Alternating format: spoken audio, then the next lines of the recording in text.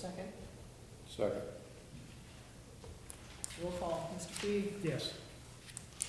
Mr. York? Yes. Mr. Emery? Yes.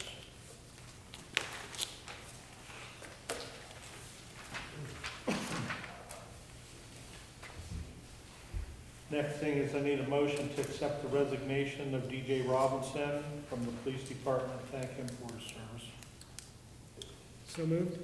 Second. Roll call. Mr. Fee? Yes. Mr. York? Yes. Mr. Emery? Yes. Well, that's about it. Workshops, we usually don't do public comment, but we got through that pretty quick. Anyone in the public have any input tonight?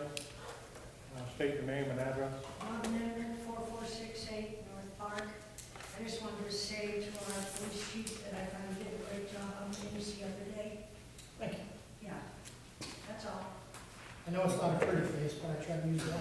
I thought you did a good job. Give them the news. Anybody else? Oh, Yeah, Debbie Chris, 400 Laura Avenue. The second reading is what date?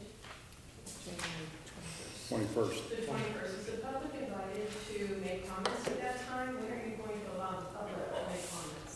you can make a comment right now if you Well, want. I know, but I mean, it's going to be on the news, and this way people can make arrangements to be here if they have any concerns for the chief, or any questions, or, anything at all. Right, so, that's really why I'm taking comments tonight also, see if anyone has anything on that. We probably will do the same on the 21st, before the second reading, I would think. I would rather put that in front of the reading than behind it. But, either way, we will have anybody that has anything that they'd like information on, or we will hear what they have to say, on the 21st also. One other thing, I don't know, the chief, are you going to get together a committee to try to help push this levy through, or to inform the public of Yes. what's happening? Yes, no, we've had some discussions with several people, even in this room. We're gonna break it up. Eventually have some meetings, whether it's here or we're meeting at restaurants, someplace, just to kind of educate the public. I've spoken to Lori Jo, and she's willing to also kind of do a list together of why this is needed. This isn't coming from the chief, this is coming from the whole township, and why this is so dire. I just spoke to Lori Jo on Friday, and we kind of put a letter together before, both us and the fire, but with this one, we're gonna be more specific in exactly why, what cost it went up, dispatching, fuels went up, healthcare, everything, across the board, it's went up at people's residences, it's went up for the township. Right, and, are you going to, you're going to address the public at this time when you have these meetings? Are you going to advertise for this, or how are you going to get it out to the public? We'll have to figure that out when we get there yet. Debbie, if we could get public involvement, we would host a special meeting here. I have no problem doing that. I'm sure Rick and Rex do not either. I have a problem trying to schedule something in the evening and having one person show up for it. So I would certainly like the public to get involved, ask the questions that they think that they need answers to, get the answers from the people that are in charge of this, that really know what the answers are, chief, fiscal officer, the trustees. We know the numbers. We can show you the numbers. We can bring whatever it is that the public wants to see. We can furnish that. We can show you where the costs went up and why they went up. We can show you things like Larry talked about and other things. Lexapol. There's a long list of things that were mandated on these police departments that the township has no control over the costs of. And then we still had to stomach the inflation the same as everybody else did. So we got really hit several different ways. I will say again, and I've said it before, and I will say again, without the use of ARP money injected into these departments in the last few years, we would have been broken out of business already. So we have run this as far as we can run it. We've asked for one levy already. It was a combination levy for police and fire. We thought that maybe that was a little easier to stomach for everybody. We didn't put any fat in either one of those departments' budgets and left that money to the Board of Trustees to move to which department it needed, that funding at that time. That the public did not see it that way, and I respect that, so now we're back. We'll just run this as what it is, but I would certainly hope that people will ask for the real information associated with this levy and don't listen to things that are not true. Please, if somebody has something to say and you're not sure because you didn't hear that from anybody up here or your chief, pick up the phone and call us. Come to a meeting, ask us. We will give you any and everything that you need to make an educated decision on this levy. Because that's what you have to do. You have to be educated here to understand. I'm not saying that people aren't. I'm just saying that get the real information and ask the questions that you need. So that's where we're at. I just have one question for Lori. Lori, what are the consequences if this levy does not pass? We will not be able to operate a police department. So we could be in a situation much like California where they're having this, the fire department is underfunded, and we may be without a police department, and I think it's important that the residents, come to grips with that. I mean, we're gonna be pushing really hard to get through this year, hopefully, and be able to finish the year without having to take a loan out against ourselves. So, I mean, we're gonna really work hard to see if we can avoid that. But then if there's no new money coming, there won't be any way to sustain the operation. Yeah. There's a place in Minnesota a year or so ago that they hadn't passed the fire police levy in years. And so the county tried to assess just like $7.50 per household or something. And if you paid it, then you got the service. If you didn't pay it, then you don't get the service. No, it's true. Everybody wants services, they just don't want to pay for them. And I'd like to help you, but you didn't pay the $750. We don't have to look too far to see what it's like not to have a department. Just look at Newton Falls and see what they're going through. And as a person who lives in this community, I do not want to go that route. Once we lose them, we won't get them back.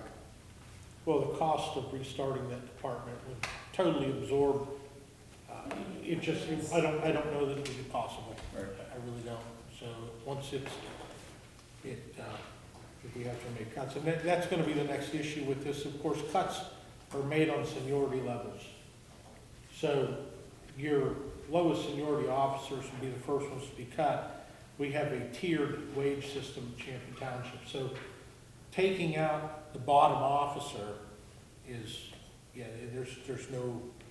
there's not enough savings in that to fix the problem.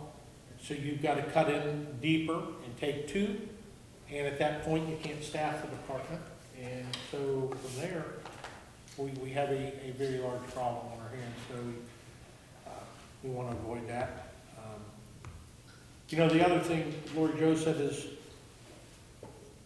even if this levy passes, we will not see any money until 2026.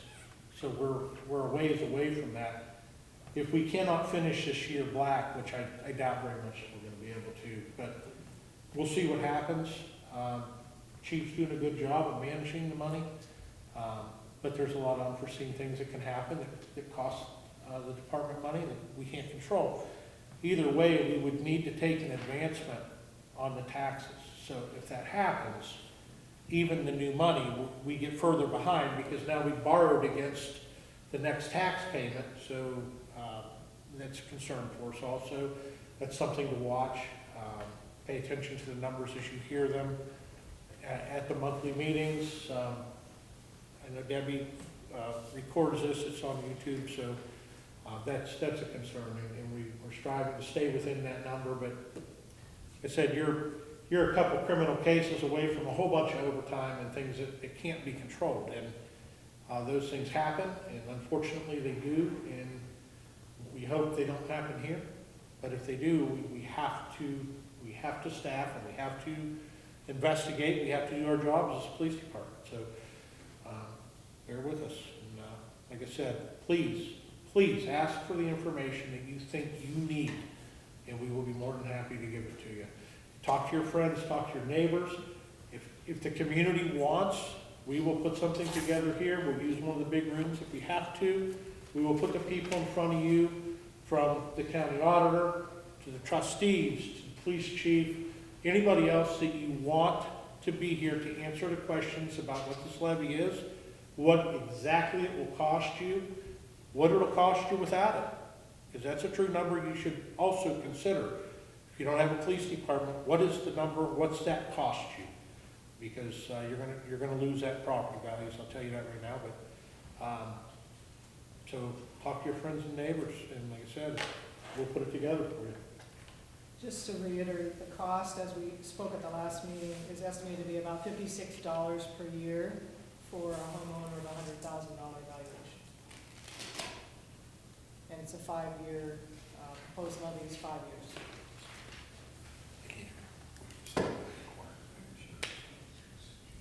What do we do? Way too late, I don't know if they can do it. I got nothing else. One quick question here. Go ahead, please first. Go ahead, Jack. Jack Bessie, 381 Bear. Was there any consideration given to having a person here when you rent the facility? Or a staff person, someone that's looking out for the interests of you? In other words, instead of someone just giving someone a key, have someone here so that if they trip a circuit, trip a breaker, somebody knows where the breaker panel's at, or there's a water leak, or who knows what, if it can happen, it will. We will have somebody in charge of the rentals, we'll have them checking in. Some of these things will require police presence, they will be here full time. I would suspect that once this starts, we would probably do a little bit like Bristol does, where our police department has access to the building, fire department has access to the building. The custodian of the building has the ability to do that, the trustees do as well. As for somebody being here the entire time, I don't think that we're gonna be able to do that, but I'm sure we'll be stopping, and police officers will be in that also, keeping an eye on things, and,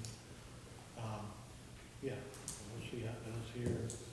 You know, I don't know, I would suspect we're gonna have some open houses and some showers and things like that. I don't know, what to expect, so we're gonna have to, I know there's been a lot of interest, and I know all of us have had quite a few calls about renting the facility, for people's functions, so we'll just have to keep an eye on it and see where we go with it. But yeah, it's a good question. We run into a water leak in the middle of a party, who's coming? You know, it's gonna be a problem, I don't know, but we'll figure that out. And secondly, what's the relationship between this new levy and the last levy, going forward in 3 years or 5 years? Do they come together, or? No, that last levy was a renewal levy, and it was $63,000, it brings in $63,000 a year. It's for 5 years, it was a renewal. It doesn't bring very much, however, without that $63,000, it made the problem even worse. So that's a separate levy from this one. This is an additional levy. Okay, so in 5 years from each of them, we'll be voting, if you decide to do it. That's something in the future that could be considered if they want to try to combine those, but for right now, they're separate. And we talked about that, Jack, but it was a huge concern to try to do something with that renewal levy and lose it and put us, you know, much further behind. We thought our chances of getting the renewal through were much greater than doing a replacement or anything else with it at that moment. So we went for the sure thing to keep our guys working, keep our township protected. And now we're going to see if we can move forward from there and see what happens next. But that's why we did it that way. I would like to see the township get itself in a position over the next few years that we can let some of those old levies go and replace them with a 2 mil or something, and take all those old levies out, because they really don't generate much. I mean, the end of the day. I mean, most people understand how levies work. Whatever that levy brings in, that's it. It can never bring a dime more from the point it was voted in. So if that levy brought in $63,000 in 1980, it can never bring in more than $63,000, 2025, that's all that levy can bring is the same amount of money. So it's a good point on why we don't let those old ones go, but it's hard to get renewal or replacement or additional levies through. And it scares us to a point, especially we haven't had the most support. Scares us into just trying to keep our head above the water right now and not drown. So we'll see. Two quick things. Site disclosure, 6158 Schaefer. Will there be a sheet on the next meeting of a breakdown of what the money's going to be used for in that 1.6? The 1.6, the money from the 1.6 will be used for everything involved with the police department.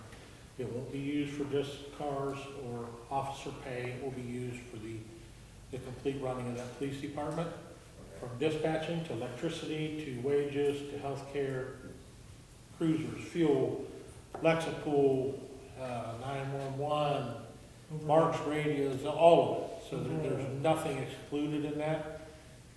The fiscal officer, I don't know when she's gonna do it, will, the fiscal officer, I'm not sure when she's gonna do, we'll put together, some sort of spreadsheet with the chief that shows you where the money is going. So it's gonna show you that X amount of money went to Mark's radio, and that is this percentage, and X amount of money went to 911.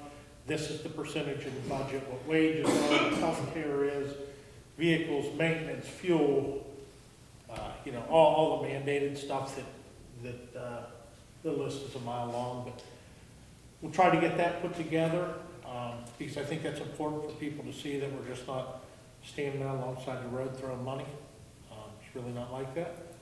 But I know she's got a lot to do right now, and but we need to get that done at some point, so, yeah. Just want to say, with the current money that we have, there really isn't money for capital, and that's one of the things we discussed. And so as we looked at this levy, I have the hope that this levy will have enough money to start putting something aside for capital, because we haven't been able to do that, to replace vehicles or police cars and things of that nature. So that's one of the things that's not really in our existing money that I would hope to have that in. I did do a forecast for the trustees, and I put in about a 6% raise over 5 years. I feel pretty good about the numbers. But, again, I don't know what's going to happen in 5 years. So, but, there's going to be increases, I'm guessing, in expenses, or maybe not. Maybe at some point, things are going to stabilize, and I don't know that. But the idea was that there would be a little bit for capital, in addition to just doing the operating, the day-to-day operating. And the second thing, on your rental of the building, is it an 8-hour period for one fee, or is it 4 hours, or how's that work? Because DVS fees, they do it in 4 or 5 hours, and then if you want a 6, you pay an extra. You decide on 5, is that the number? Okay. Because I know you said all day, No, whatever. it'll be a 5-hour thing. Okay. Jim? Yeah, Jim Ladner, 1025 Prentice. Where did the general fund end for the 2024? Where did it end, dollar-wise? How much do we have in it? Better than it was to start the year. That's great. If you can stick around afterwards, I'll tell you, I've got it in my backpack. I just don't have the number off the top of my head. But we actually were up a little bit in general this year. So. Anybody else? Motion to adjourn? Second. Motion adjourned. Second. Just, all right, Mr. Fee?